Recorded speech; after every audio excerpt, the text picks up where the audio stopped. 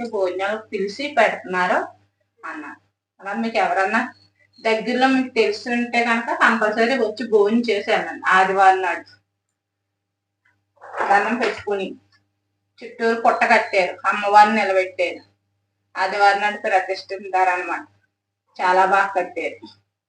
వీలైతే కొత్తూరు గ్రామం అనమాట. కొత్తూరులో అనపతి నుంచి తూంకా నుంచి ఇలా వచ్చేస్తే అక్కడ సత్యంతలు ఎవరిని అడిగినా చెప్తారు. అక్కడ భోజనాలు సంతర్పణ కాదన్నాను కదా, సంతర్పణ కాదు భోజనాలే. అమ్మవారు భోజనాలు, అమ్మవారు వస్తున్నారు కాబట్టి భోజనాలు పెడుతుంది అమ్మవారు. అందరూ రండి. అంటే అందరికి తెలడానికి సంతర్పణ అంటాం కదా, మరి అనకపోతే బాగోదు కదా, మరి తెలియాలని అంతే. అక్కడ భోజనాలు కంపల్సరీ. కుదిరిన వాళ్ళు ఎవరన్నా తెలిసిన వాళ్ళు ఉంటే వీడియో చూస్తే కనుక కంపల్సరీ రండి. దాంట్లో ఊరి చేసుకొని గిన్నెలు తోమేసుకుంటాం. ఎంత దగ్గరగా అవుతూనే బాగుంటుంది. సరే అంత ఎర్రగా ఉందో ఆడించుకున్న కారం ఇలాగే ఉంటుంది. కొంచెం ఆవకాయ మిరగాయలు, ఇప్పుడు మిరగాయల కాలం వచ్చేసింది కాబట్టి కొంచెం ఆవకాయ మిరగాయలు, మామూలు మిరగాయలు కలిపి ఆడించుకోండి. సలవ చేస్తుంది, కలర్ ఉంటుంది. ఇది పక్కన పెట్టేసాను.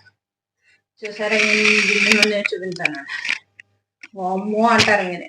చూసారా ఎన్ని గిన్నెలు. ఇవన్నీ తోమాలి ఫ్రెండ్స్, తప్పదు ఫ్రెండ్స్. నవ్వుతూ ఆడుతూ పడుతూ చెయ్యాలి, తప్పదు. ఇదే కదా మన పని. అంతే. కొంచెం లేట్ అయినా సరే ఇది కూడా జార్లో తీసేసుకుని తోమే.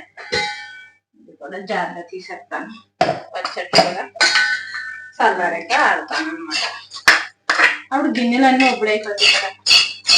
ఒకసారి తోమేస్తే సాయంత్రం పిల్లలు వచ్చే వరకు గిన్నెలు ఉన్నాయి. పుట్టింట్లో ఉన్నట్టు ఎక్కడా ఉన్నాయి కదా. పుట్టిల్లే ఏమో తెలియదు. ఎంత బాగా చూసుకున్న అత్తింట్లో పుట్టింట్లో ఉన్నంత హ్యాపీనెస్ ఉండదు. పుట్టింటికి వెళ్ళగానే అమ్మ నా ఇల్లు అని. అత్తిల్లు మన ఇల్లే, కాకపోతే అత్తింట్లో అంత చనువు ఉండదు. ఎంత బాగా చూసుకున్నా అంత చనువు రాదు.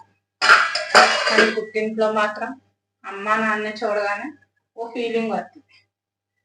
ఆ ఫీలింగ్ వస్తే